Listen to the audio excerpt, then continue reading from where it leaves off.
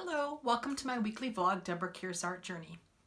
I have a different way of using a grid when I transfer drawings or when I'm trying to measure and gauge angles when I'm working from life.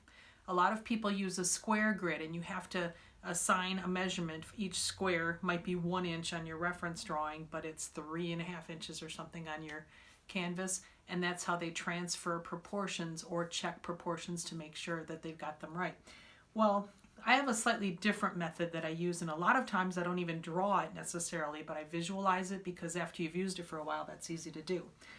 All you need to do is you need to start with a reference and a piece of paper that you're going to transfer that reference onto that is proportionally the same size as it. In other words, the width to height ratio is the same.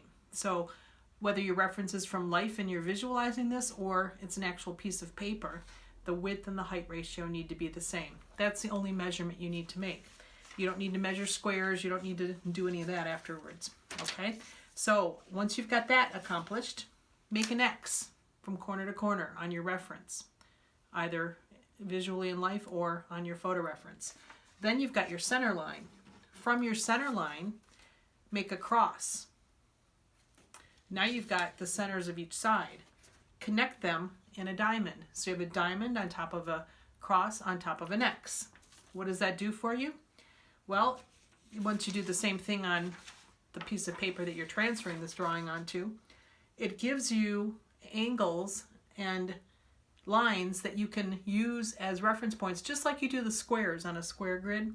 Except for me, it's easier to visualize this in real life, just like you would the hands of a clock when you're trying to gauge, what direction to put your angles in. And most people that use this, I know several artists that have written about this, and also people that are using this method, they use it to gauge composition. And if you're into making sure that your envelope is within 1/6 the width of your paper, then this is good for you because it right away gives you the 1/6. If you're into the 2/3 rule, you've got the 2/3. Also, you've got the 4ths and the 5ths. So each of these intersections is an important place in your composition, and you can put important things or centers of interest in those locations and be confident that your composition is strong.